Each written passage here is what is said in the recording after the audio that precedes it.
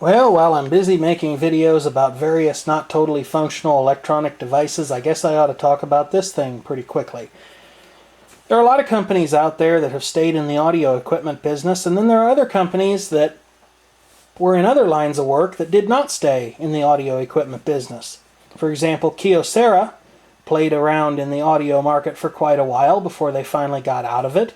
You've seen my DA610 CD player video. And that thing is, of course, over-engineered to the max. What I have here today is kind of an interesting piece. This is a Citizen CBM 777 compact disc player. And this is intended to be a sort of portable player, although it does not take batteries. It operates only from a power adapter, which makes me think that it was probably targeted at people who wanted to listen to their CDs in cars. Found this at a garage sale, gave $2 for it. It's kind of a neat looking piece. I thought it was kind of cool, even though it's scuffed up and has signs of use. It is, of course, the model CBM 777, and this particular example was manufactured in April of 1988, which would have made it pretty early for a portable CD player. And of course, Citizen, or Japan CBM Corporation, as they were calling themselves when this thing was made, is of course a Japanese company, and this thing was assembled in Japan. And it has a caution here on the bottom: never expose this unit to excessive heat. Avoid leaving in the sun in a heated car or other place where excessive heat may develop. Well, as I mentioned, this thing is unfortunately kind of broken. I'll get to that in just a moment, but first a little overview of the controls here. This thing's control set is pretty plain. It doesn't offer much in the way of controllability. You have a play and pause button over here. There's a stop button there, a display for track indication as well as play and pause, and then the track backward and track forward buttons.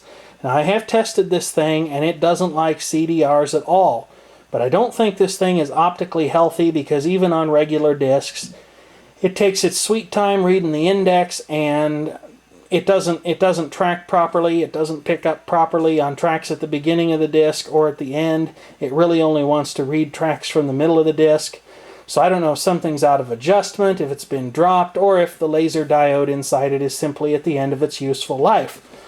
There are two audio outputs on this thing, and the audio output is also screwed up. I think there's probably some kind of a problem with the power supplies in this thing that may need to be looked at, because it seems like the digital to analog converter and its various output stages are not working at all properly. There's the earphone output, which is kind of curious given that this unit doesn't run from batteries. And there's also a line out, which it would be used for playing it into a car or a stereo receiver like this one, something along those lines. And this stuff is kind of questionable as well, because the volume control affects not only the headphone output, but it also affects the line output as well, which is kind of surprising, although that may be by design, because over here on the volume wheel, the number 7 is actually shaded, which may serve as kind of an indication to set the volume level for the line output. But that also implies that maybe the line output could be used to drive a second set of headphones. As it is right now, the line output will output distorted audio, and the headphone output is basically completely dead.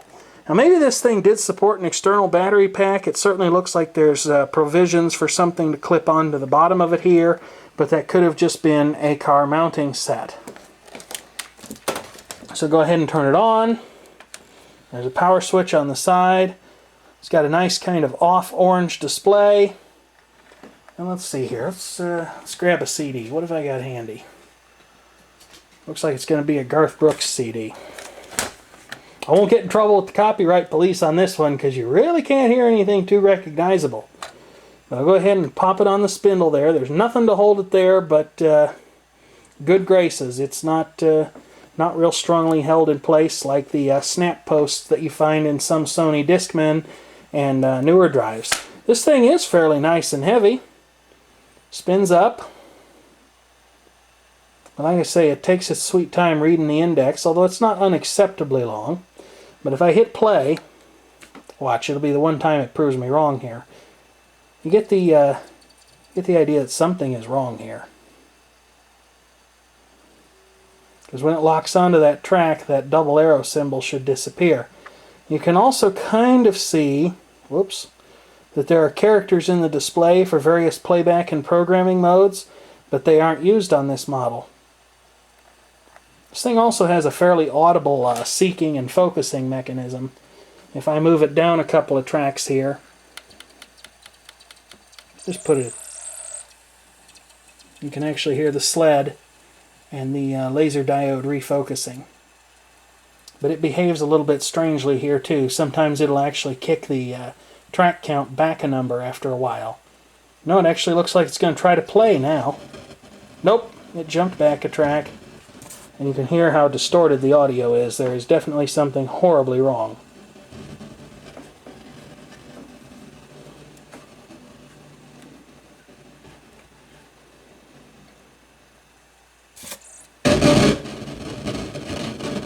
That's a good way to blow speakers right there, so I better be careful.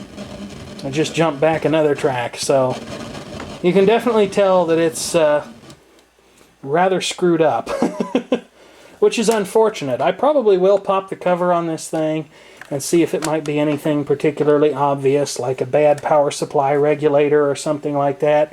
Truth be told, I probably ought to test the output of the wall wart and make sure that it's okay, because I haven't checked that, but it's a very sturdy looking thing. I can't imagine there being anything too seriously wrong with it.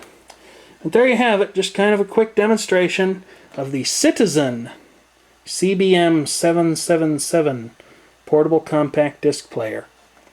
This might be the subject of a kitchen table electronics repair video at some point in the future, I don't know.